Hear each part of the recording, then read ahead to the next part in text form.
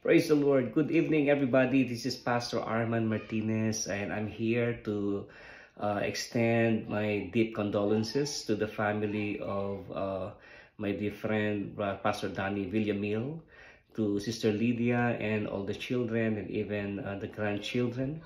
I know that this is a difficult time for all of you because of the passing of Pastor Danny. But I'm here praying and declaring that the Lord will sustain you and uphold you by His mighty power and grace, and that the Lord will cause you to overflow with the comfort that comes from Him. And may the Lord bring peace into your very heart and strengthen your lives in this difficult time. Praise God. Salamat sa Diyos sa buhay ng ating kapatid at kaibigan na si Pastor Danny Villamil. I have served with this man in the ministry for a couple of years, and I would say that this man is so dedicated. He is sold out for Jesus, and this man is so passionate. Napakasipag po niya sa gawain ng Panginoon, and every task that you would give him, he is able to deliver what is beyond expectation of him. And I really appreciate and honor this man dahil sa kanyang dedicated service unto the Lord and to his family. And I salute this man for being a fighter in the faith, meaning to say he doesn't give up whenever may mga difficulties man o mga pagsubok na pinagdadaanan siya at ang kanyang buong pamilya. Ang pamilyang ito sa pangunguna ng ating kaibigan si Pastor Danny ay natiling matatag, malakas, at sama-samang naglilingkod sa Diyos despite the circumstances that they go through. And praise God, because I have seen and I have been a witness of how God had guided this whole family, how God had demonstrated His divine provision and even His mighty power upon each and every one of them, especially all His children. They're all now being used by the Lord. They are working according to the calling that they have received from God. And credit goes to Pastor Danny and Sister Lydia for being so persistent, being so dedicated, not just as a servant of God, but also as parents to this wonderful family.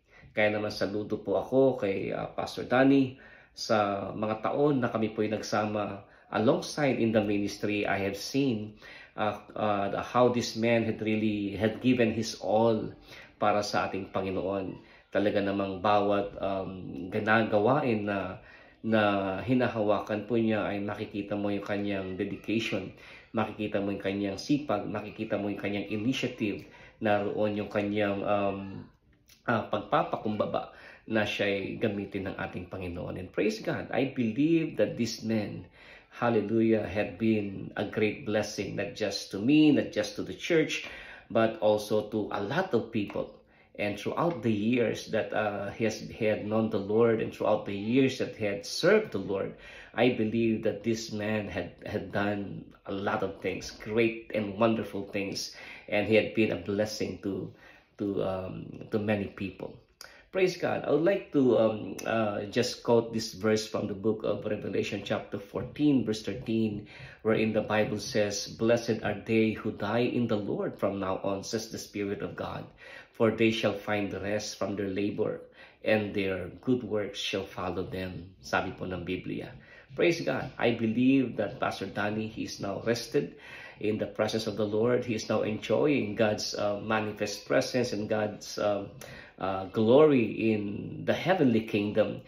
And I know that in due time, the Lord will grant the reward, the crown that this man will be receiving from the Lord because of his faithfulness and dedication unto God and to his calling that he had received from the Lord. Again, on behalf of my family, I would like to express our love, our prayers, our support, our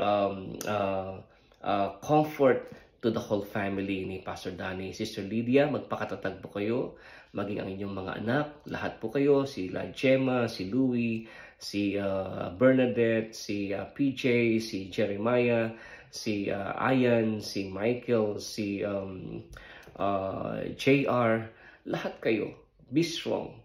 Praise God. And I believe that what your father had started or had planted, had sown into your life, I believe that even in the coming years, ito ay patuloy na na makikita nating nagdadala ng buhay sa inyo.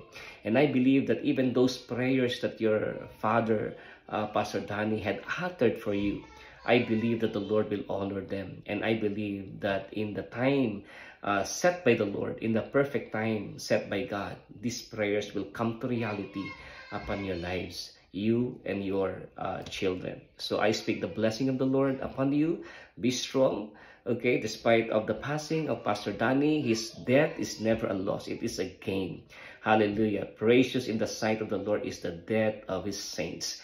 Kaya naman masaya tayo na siya ay nasa piling na ng ating Panginoon. And I know that God's grace will be more than available and more than sufficient for each and every one of you to move on despite this event that had happened into your family. So I speak the blessing of the Lord upon you, sa inyong buong pamilya. May God continue to provide you and keep you and use you as the Lord had used your father, Pastor Danny, in the advancement of His kingdom here on earth. Blessings be upon everyone. Shalom to everybody.